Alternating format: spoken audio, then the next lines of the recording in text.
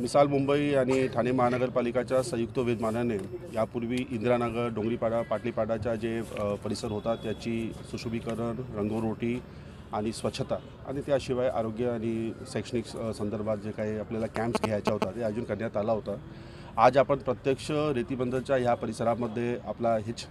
सारखी कार्यक्रम आपण सुरू केलेला आहोत। साधारणपणे 10 ते 12 दिवस या पूर्ण परिसरामध्ये हे रंगरोटी आणि सुशोभीकरण आणि तसेच स्वच्छताच्या अनुषंगाने काम करायला वेळ लागेल। मला सांगायला आनंद होतोय की या भागातील सामान्य आमदार श्री जितेंद्र आव्हाडजी, ऋता आव्हाड मॅडम आणि सर्व सामान्य नगरसेवक, नगरसेविका आणि विशेष करून या वसाहतमध्ये राहणारा जे सर्व नागरिक आहे त्यांनी याला चांगला प्रतिसाद दिलेला आहे। 4 दिवसापूर्वी एक भेट झाली होती आणि त्या लोकांना आपण समजून पण सांगितलं होतं की नक्की काय करणार आहे आणि मला असं वाटते की बरेच वर्षापासून हे परिसरची जी एक निसर्गाची एक सौंदर्य आहे ते कुठे ना कुठे ते दिसत नव्हता किंवा ते अट्रॅक्टिव्ह वाटत नव्हता आणि आता हे पूर्ण रंगरोटी किंवा सुशोभीकरण झाल्यानंतर मला खात्री आहे की एकतर्फे चौपाटीची विकास झाल्यानंतर आणि इथून ते जे आपल्या लोकल ट्रेन, फास्ट ट्रेन आहे तिथून पण प्रवासी करणारा जे लोक असतील त्यांना पण ह्या परिसर बघितल्यानंतर एक आनंदी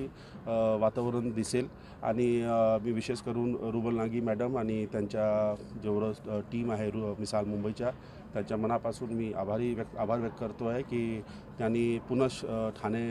शहरामध्ये एक तिसरा परिसर या अनुषंगाने घेतलेला आहे आणि सर्व लोकप्रतिनिधी आणि आपला सर्व अधिकारी वर्ग एक 10-12 दिवस एक मोहीमच्या स्वरूपामध्ये इथे सतत उपस्थित राहील आणि काही लोकांची जे मागणी पण आहे काही सिव्हिल वर्क्सबद्दल किंवा इतर आरोग्यविषयाबद्दल त्याची पण आपण एक बृहत आराखडा तयार करून त्याला पण आपण मंजुरी देणार। हा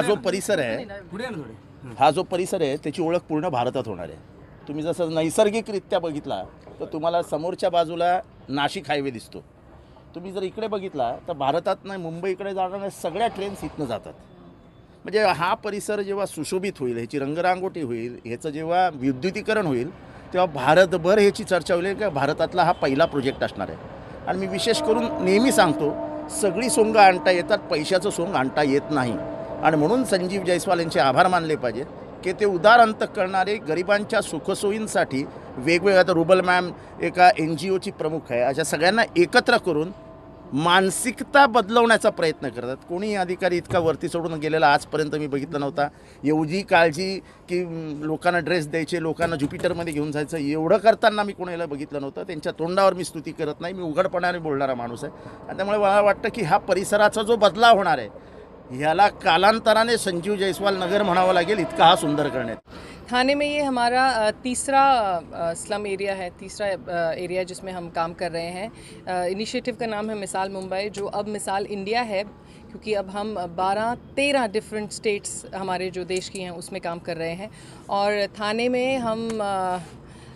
मिस्टर संजीव जायसवाल जो TMC के कमिश्नर हैं और पूरी TMC की टीम को थैंक यू बोलना चाहते हैं, क्योंकि इन्हीं का इनिशिएटिव था, इन्हीं का पुश था कि हमें थाने के लिए कुछ ब्यूटिफिकेशन करनी है। मिसाल मुंबई का एम सिर्फ ब्यूटिफिकेशन तक नहीं है, हम ब्यूटिफिकेशन से आर्ट से लोगों के साथ जुड़ना चाहते हैं, क्योंकि यहाँ पे म्यूनसिपल स्कूल्स हैं, हेल्थ कैंप हो रहे हैं TMC के, बहुत सारे बच्चे स्कूल से जो ड्रॉप आउट्स हैं उनको हम वापस लेके जाना चाहते हैं। आपने देखा होगा जब फर्स्ट डे हमने रेकी किया था वहाँ पे बहुत सारी महिलाएं आई थी और वो बहुत पॉजिटिव थी कि हमें काम करना है, युवाओं को हमें सही दिशा दिखानी है। तो हम मिल के अगर टीम, मेरा हमेशा ये मानना है कि अगर हम मिल के काम करें तो हम ऐसा कोई चीज़ नहीं है जो हम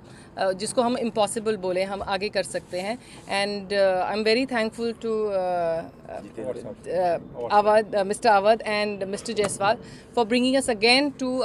थाने, और आई होप कि इसके बाद हम और भी एरियाज़ में काम करें।